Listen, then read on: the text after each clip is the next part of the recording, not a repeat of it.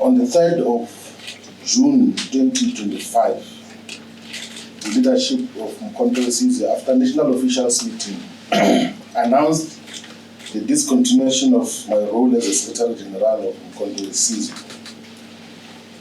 And when the appointment of the announcement was made, there was an indication that we would be redeployed to the National Assembly to form part of the parliamentary caucus of Mkhonto Sizwe. The principle established in the public announcement was that no leader and no member of Mkhonto Sizwe should speak about the reasons why the decision was taken. But it appears that there are those who are talking freely and in most instances almost distorting just what transpired. So, as a disciplined member of Mkhonto Sizwe, I want to put on record as to what were the reasons that were given the national officials for my redeployment.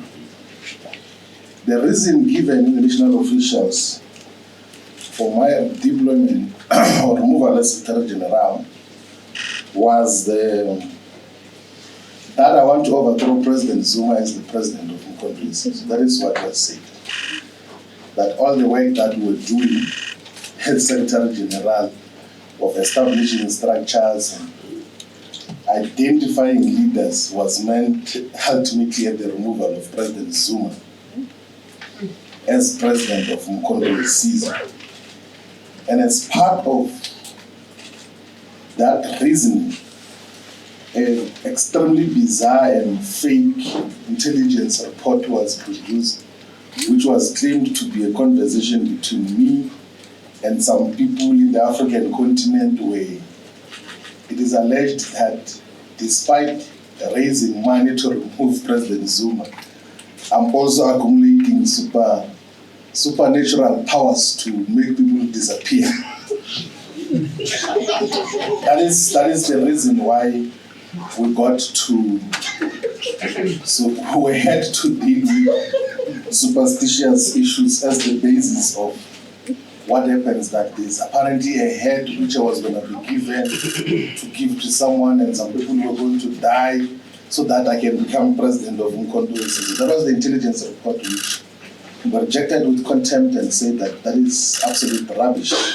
President of Mkhonto Sizwe, whom I dearly and so deeply respect, is surrounded by political scoundrels who opportunistically use his kindness, sometimes gullibility that comes with age, to write down fake intelligence report to influence him towards the wrong directions. And the reason they do that is because they want to steal money of Mkhonto Sizwe.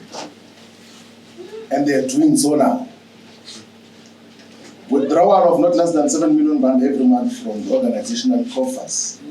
That is what defined, and that is what, and we're talking about this because we raised it internally that stop what you are doing, because you're going to get the party deregistered as a political party, because there's no sound reason on what has been happening, and it's things that we can prove beyond any reasonable doubt.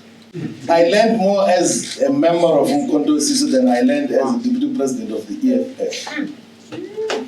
In terms of real politics and appreciation of both the domestic and the global politics, much more thoroughly in terms of the issues. And under no circumstances would I ever fault President Zuma and his politics. I joined Mkhonto Sizwe because I thought that as part of the political historiography of South Africa, his politics and character should be protected, and a legacy built around his proper politics, not the ones of gullibility and producing of fake intelligence report.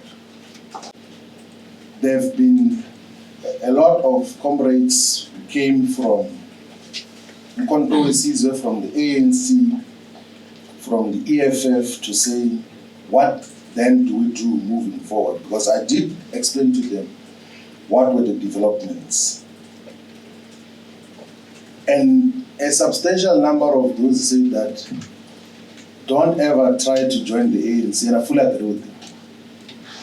That will never join the ANC. It's directionless, it doesn't know what it's doing, it's in collaboration with the wide system now. And there are those who say don't ever join or rejoin the economic freedom fighters because it's a cult. And I agree with them. There is no space for sound ideological reasoning.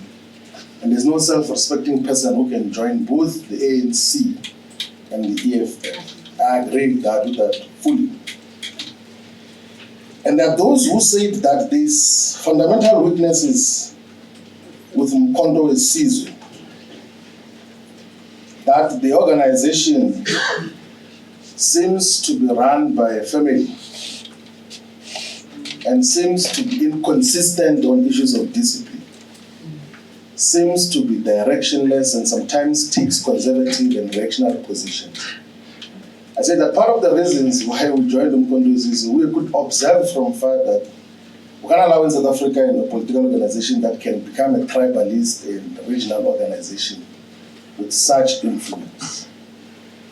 Instead of throwing insults at MK, we have to play a role in contributing to its ideological character and politics and direction. And I think that we did successfully in terms of what happened. A political party must not be a platform for self-enrichment. It must not be a fiefdom. It must not be a cult. If anything, a political party should be a fighting instrument and vehicle for the people of South Africa. Must deeply espouse the principles of democracy and democratic consultations in terms of how decisions are taken. Must be transparent and must be accountable in the work that it does. So to the comrades that came to say, let us form a political party, we say that we can't take that decision. Let us subject that process to the people of South Africa. So we're here today to announce that we're going to be convening the process of consulting the people of South Africa on the formation of a political movement that will be a true representative of the people of South Africa. And not a personal project, and not a group of friends project, not a cult, and not a fiefdom. So over the next few months, we will be consulting all the traditional leaders, we will be consulting all the church leaders, religious leaders in different institutions. Is there a need to form a political party? That is the first question that I want to ask. That if yes, what should be the values and principles of that political party? And what should distinguish that political party from the existing political parties? So those are the questions that we're going to be asking. We're also going to ask as to how should that political party be funded? So those are the questions that we're going to be asking different communities and constituencies across South Africa.